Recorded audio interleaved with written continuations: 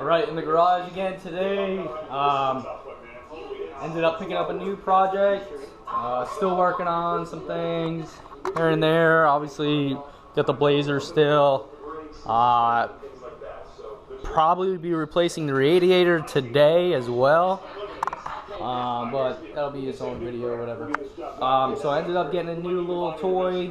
It's not really a project. It's more of something just to have fun and fix things here and there on it if it breaks or whatever. I got a little Honda CT90. This thing is super clean. It's a 1975. It only has 922 miles on it. It's got the original, like the aux tank. It's just like in very good condition for, you know, being a 1975, 1 year older than the Blazer. But pretty sweet.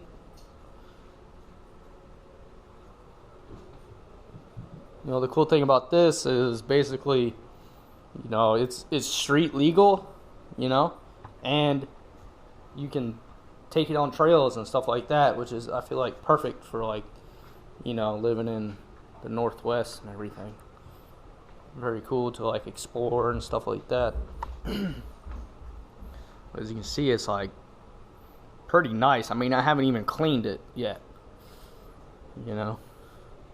Some things I got to do here and there, like probably tuck this wire back up in here, and, you know, some basic stuff to make it my own, you know. But I literally got this last night, and pretty sweet. This is cracked just a little bit, but other than that, it's pretty awesome. All the keys, I have the original key and I have the original manual for it. But yeah, all the keys are alike. So basically, you know, you got your helmet lock here. You push this up, it also locks the aux tank in, and you clip your helmet in there and you lock it up. And so that's the same key as the ignition and to lock the handlebars, or I guess the front forks instead of the handlebars, but does the same thing. Yeah, it's pretty awesome. So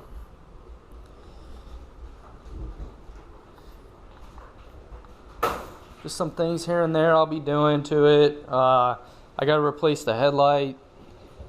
The turn signals work, and for the back they work as well, but the rear doesn't work. So I'm gonna figure that out. Hopefully it's just a bulb, you know.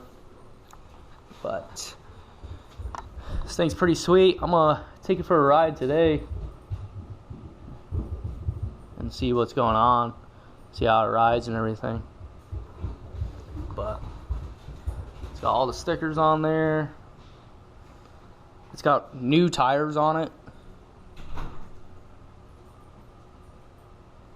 That's the original carburetor right there.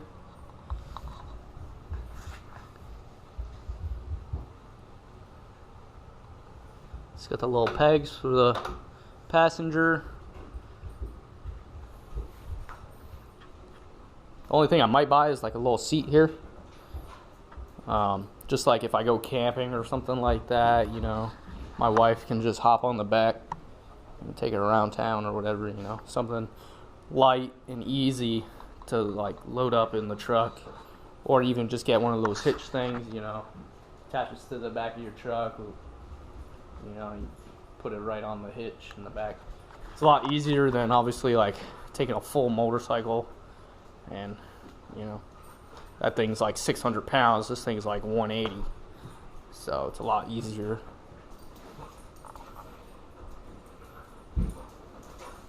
Yeah, pretty sweet.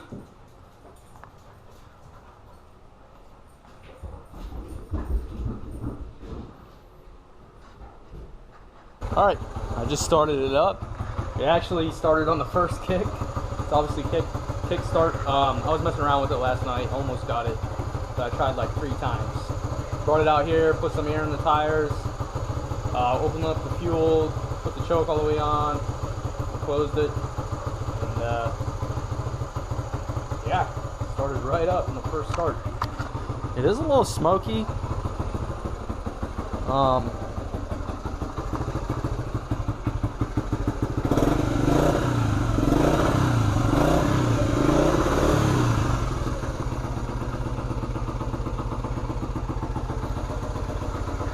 I mean, it is cold out today. You can see my breath. You know, just walking down, and you can see my breath. But I mean, I'm about to take it for a ride and see how it goes. Let it warm up. Oh, as you can see, it's getting warmer now. Let's see what happens with it. Oh, okay. Well, I'm gonna go for a ride if I can get it started up. Alright, got it going again. I messed with the idle screw a little bit on the carburetor, and that seemed to help it keep it running.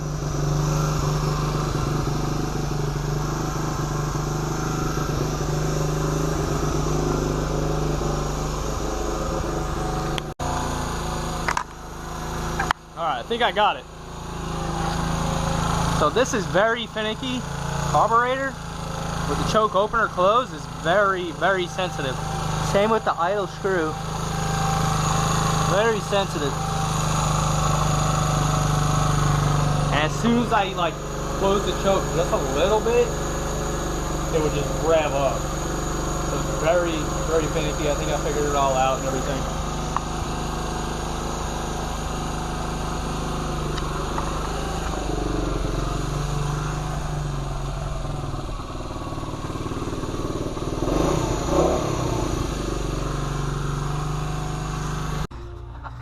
Alright, so next day after I had the CT90 running and everything, but every time I would like, you know, rev it up a decent amount, you know,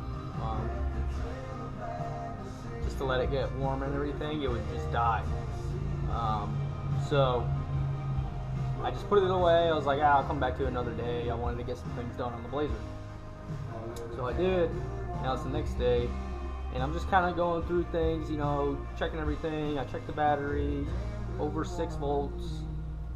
Just checked the oil, it's good. Now I'm checking the spark plugs. So hopefully this is the problem. When I bought the bike, this guy gave me like a folder of like the title and, you know, the owner's manual and everything that he had for this bike in it, and he had like new gaskets and everything like that for certain things. But also had a couple of spark plugs in there. So luckily that was in there, and I'm hoping that that's the problem. Obviously the one on the left that's all burnt out, there's a bunch of gunk and whatever else on it, is the one that was in there. So hopefully that's the issue. So I'll put this new one in and see what happens.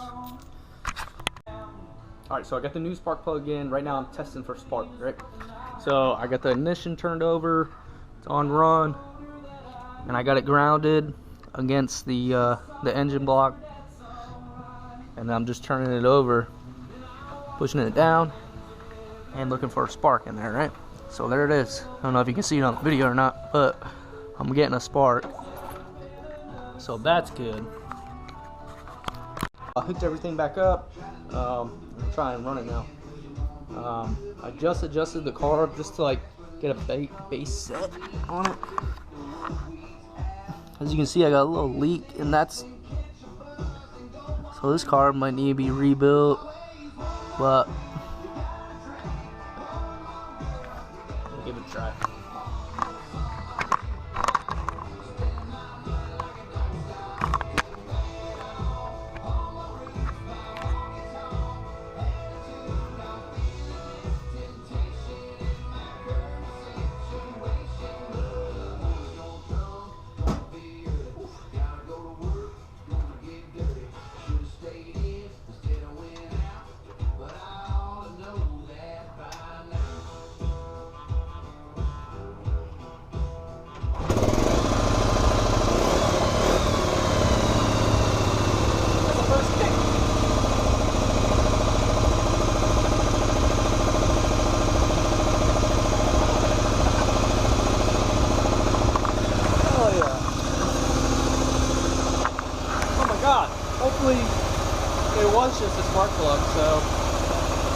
awesome. I mean, that was first kick, and it's freezing outside.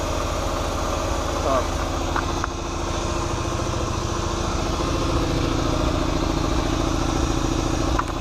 we'll let it warm up for a little bit, and then I might need to like adjust the carb and whatnot. And then once I figure all that out, I'll go for a little cruise. All right, I let it warmed up, adjusted carbureted and everything. I think I got it idling at a decent, you know, RPM. It doesn't sound like it's revving too high or anything like that.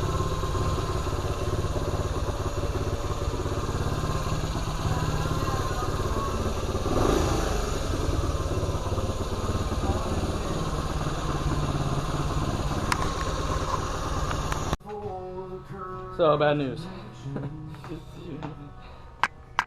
It won't go into gear. It won't go into first gear at all. It's like staying in neutral. It won't even shift any gears. You hear it, but like it's not doing it. Like I can hear it shifting. Like it's in neutral right now. Right? So now I just shifted gears, right? So it should be out of neutral, and it's not staying in neutral. So I'm gonna mess around with that.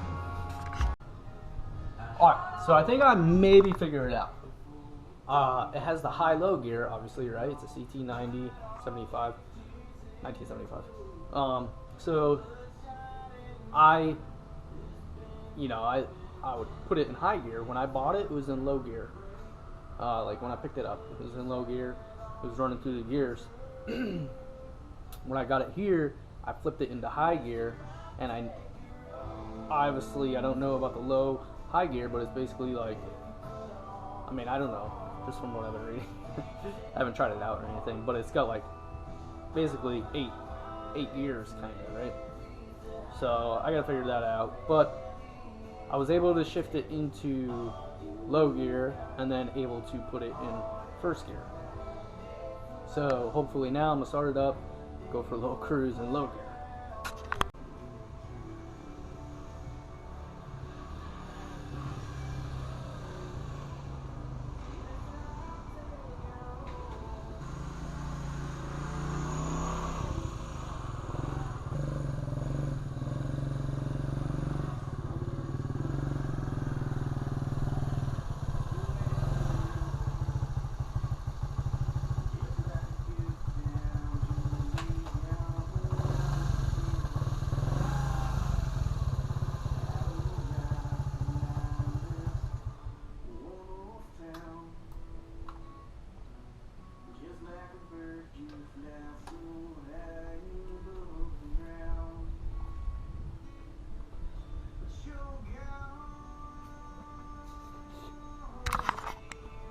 Alright, not too bad. Went pretty well.